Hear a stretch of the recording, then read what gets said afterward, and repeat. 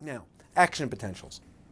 Refractory periods. Refractory periods means I can't do nothing. Refractory period means that no amount of stimulation is going to make anything happen. Refractory means this: oh, I'm full. It's like Monty Python movies. Oh, give me a book, I think I'm going to puke. Oh no, monsieur, would you like one thin mint? Oh no, I couldn't take another bite. Oh, how about one waffle thin mint to eat? Oh, one more thin mint. Boom! He explodes. You see, that's refractory period. Refractory period is, I couldn't get another bite, I'm going to puke. That means you can't have any more. Refractory period, okay? Refractory period is like this, okay? The first 3 times the boyfriend sends roses, it excites you and stimulates an action potential, okay? Then he sends you 5 dozen roses a day, every day. And after a while, it's like this. You could send me 40 dozen and you're not going to get any action out of me, okay? Do something different for me. Okay? It's the same thing as sending roses. The same thing as perfume, right? Perfume. You put on that perfume, little issey miyake, I smell it, it's driving me. And then after a while, you know what? The olfactory lobes don't sense it anymore. You're refractory. And you could pour on that perfume by the gallon, by the ladle, by the 55-gallon drum. It's not going to stimulate you. It's like getting used to a smell. Once you're used to a smell, like your own, for instance, do you have a smell? Of course I don't. No, you have a smell. You're just used to it. You are refractory to your own smell. It doesn't drive you. It doesn't get you in any action. Your own smell.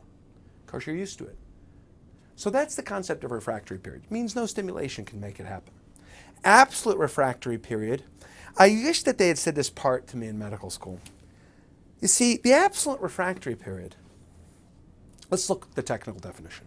No matter how strong the stimulus, it cannot induce a second action potential.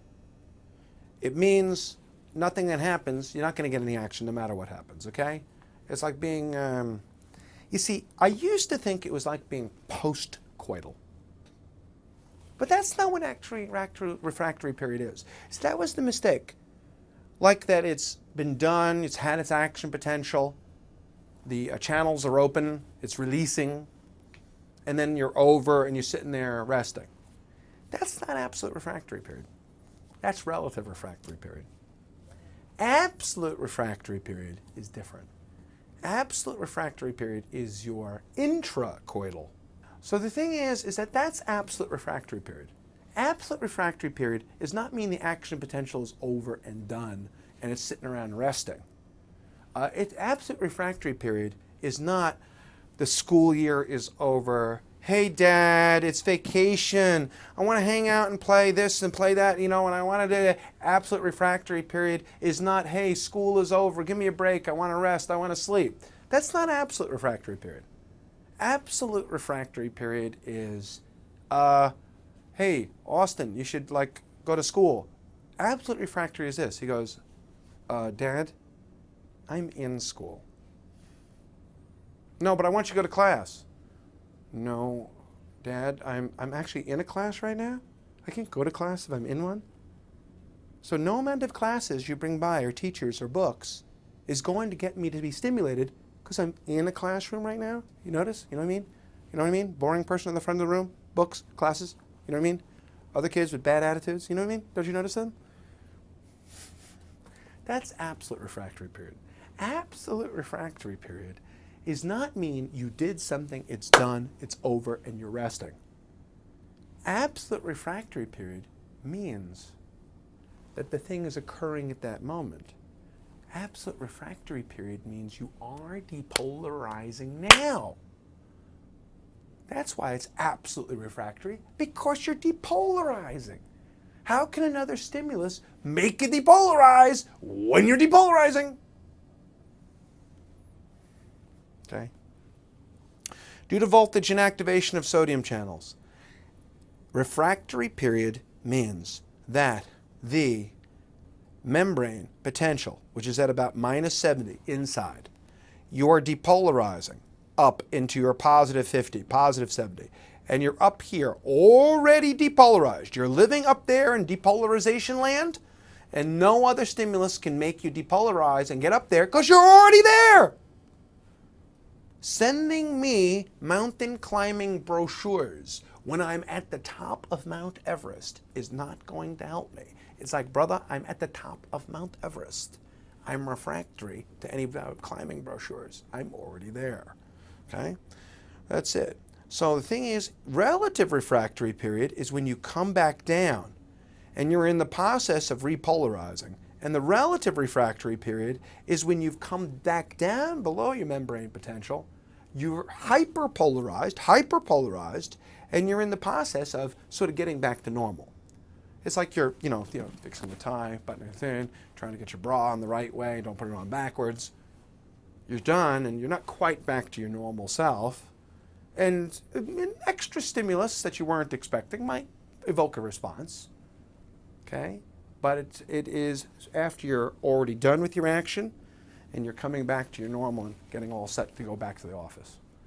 That's relative refractory period. So a greater than normal stimulus can make you get some action out of that. But it's not while you're in the depolarization. You ready? We can do it this way. Absolute refractory period is the process of depolarization and repolarization.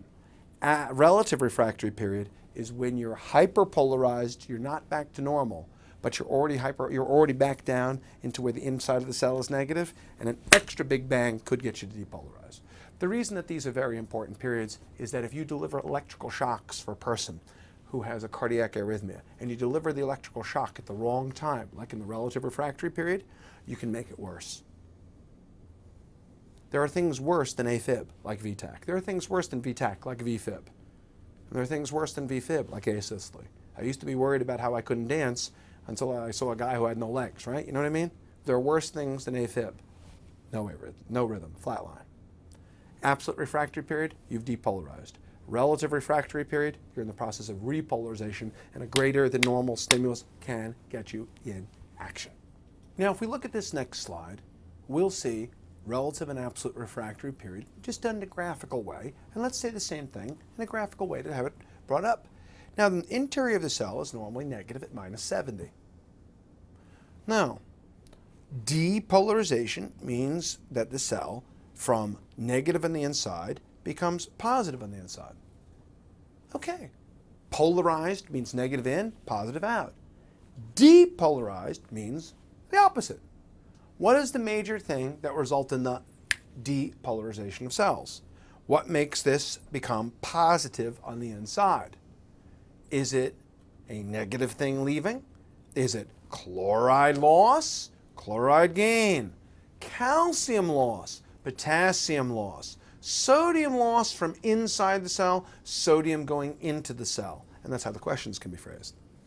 Depolarization is basically based on sodium entering. Sodium is positive. The positive thing goes in, it depolarizes.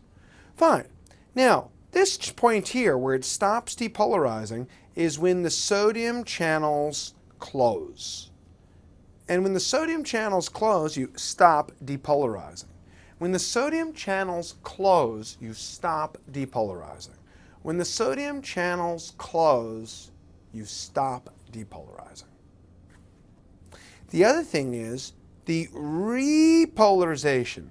Normally the cell is negative inside and positive outside.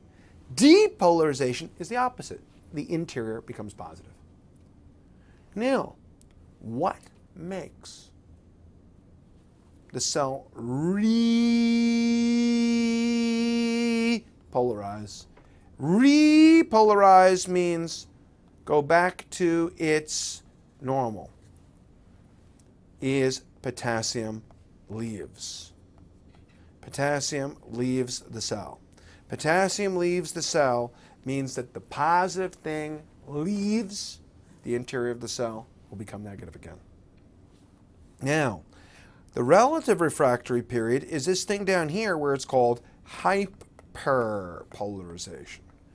And hyperpolarization, this thing down here where it's hyperpolarization, and hyperpolarization means it goes too far, it becomes more negative than usual.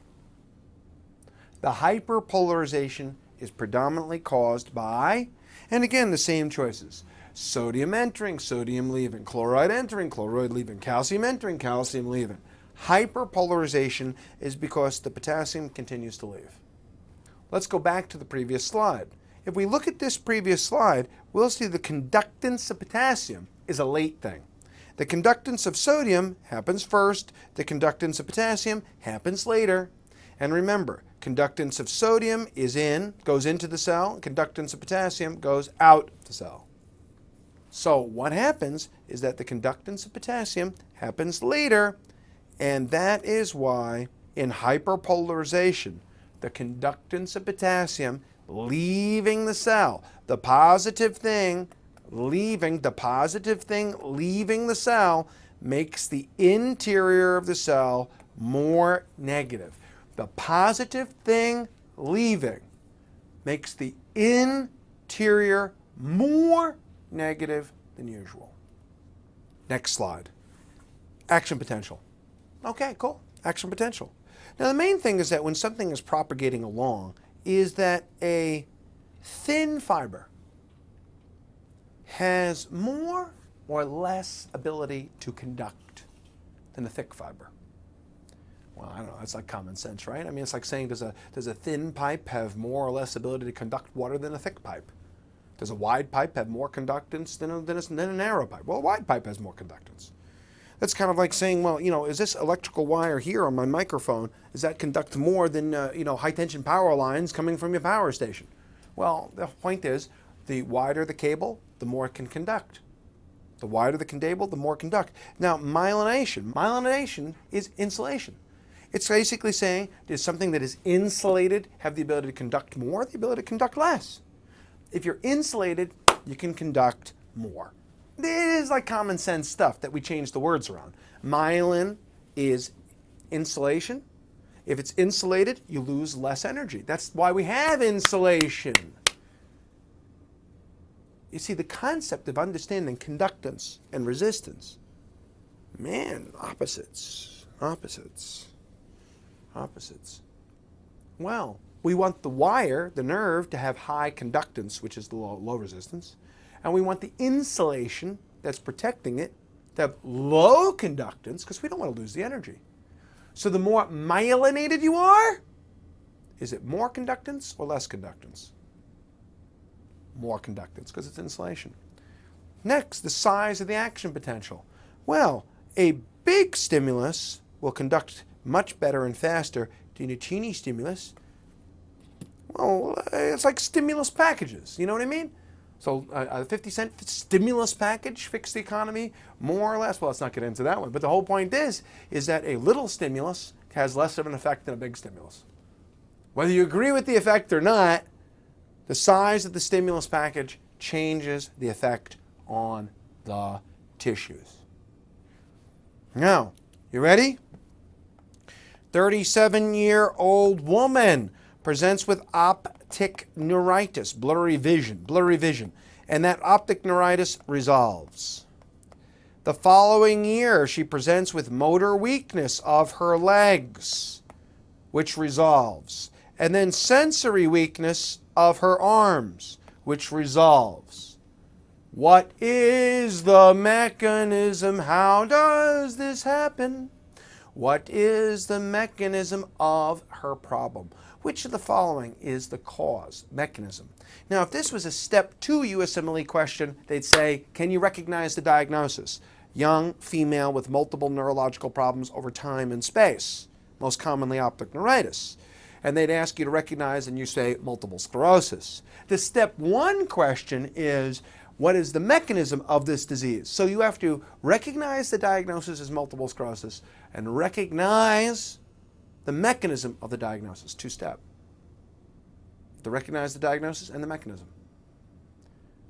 A 3rd step for step 1 is that you say, what is the mechanism of the therapy? The mechanism is loss of myelin, loss of neuron tissue, loss of conductance, loss of myelin, demyelinating disease. So if you demyelinate, you lose conductance. You demyelinate, you lose conductance. You demyelinate, you lose conductance. Glutathione, copolymer 1 is used to prevent progression. What is the mechanism? prevents demyelination. Myelin basic protein. It's myelin basic protein. Prevents demyelination. It's myelin basic protein. Oh.